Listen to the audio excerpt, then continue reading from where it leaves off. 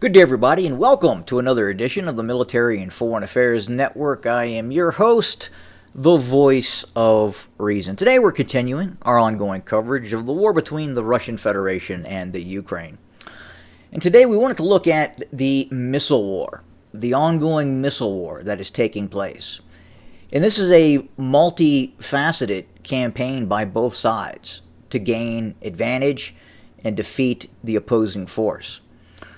So on the Ukrainian side, you have the Ukrainians using a variety of systems from S-300s to even older S-200s, Soviet-era systems, Buks, Western systems, Patriots, what have you. And at the same time, they are also using the U.S. ATACMS and different older Soviet systems as well for ground attack role. Now, each side is trying to go after the other's air defense capability with these semi-ballistic missiles.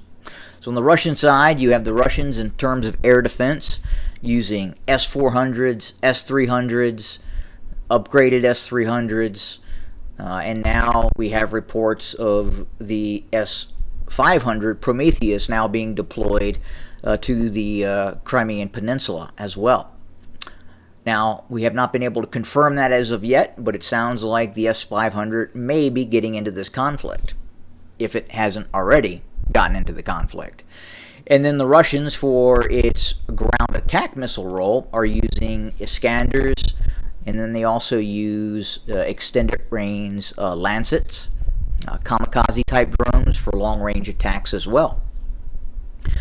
Now the Ukrainians are using a method of what they call the Sambush. They are attempting to bring Patriot air defense radar closer to the line of contact. And then they'll usually accompany that air defense radar with one or two actual missile launching systems that are mounted on trucks. Normally, the Patriot air defense system is a stationary air defense system, meaning the missiles are not mounted on trucks, especially for the U.S. military. You set the Patriot missile battery and battalion up, and that's where it kind of stays. Now, the Ukrainians are changing things up a little bit. Again, using the radars of the Patriot to not just guide some of these mobile Patriot batteries or launching systems to launch the Patriot missiles, the PAC-2s, but they are also using the Patriot air defense radar to guide other air defense missiles to their targets as well. So it's interesting to see how that is taking shape.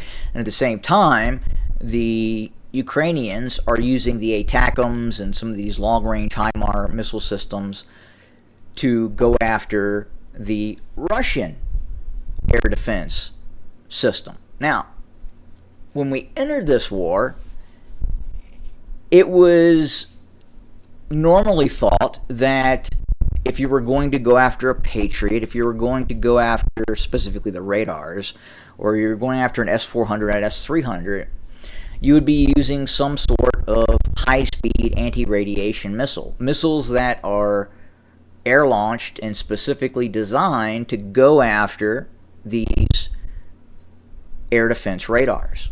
They are able to see the radar that is being emitted by these air defense radars, be it from the Patriot or from the Russian S-300, S-400, and they're able to attack those systems. That is why the U.S. provided HARMS, high-speed anti-radiation missiles, to the Ukrainians.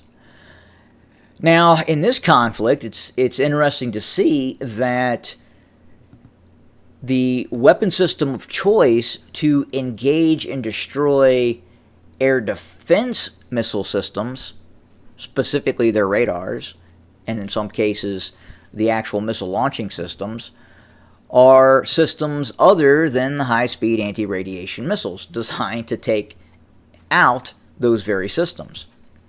We're seeing semi-ballistic missiles. We're seeing kamikaze drones. Now, the Israelis, a few decades back, had developed the Harpy, which was a kamikaze drone, a long-range kamikaze drone that was designed to see the emitting radiation of these air defense batteries and then attack those batteries.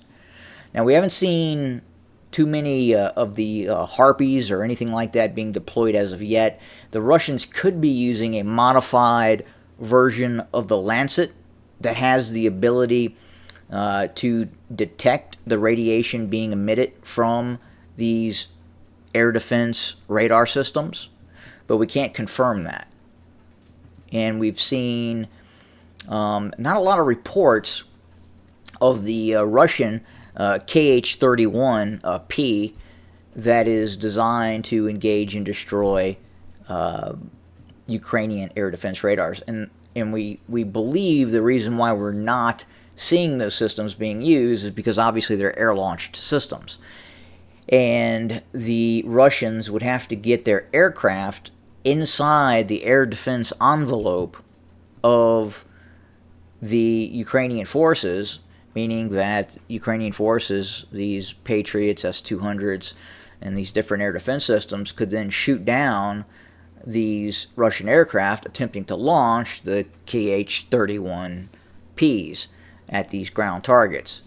So we're seeing the Russians, just like the Ukrainians, instead of using aircraft to launch these high-speed anti-radiation missiles, we are seeing both sides using ballistic missiles and real-time intelligence to attack these air defense systems. And this is going to go on for some time. Now, the problem for the Ukrainians is they simply don't have the vast arsenal of air defense missiles that the Russians do. The Russians have hundreds upon hundreds, if not thousands, of these different air defense systems. S-300s, S-400s, and increasingly we'll start to see the S-500 being deployed, or we'll see newer types of missiles that are designed to be fired from, with longer ranges, more precision, from these Russian systems, S-300s, S-400s. Now, it has been reported that the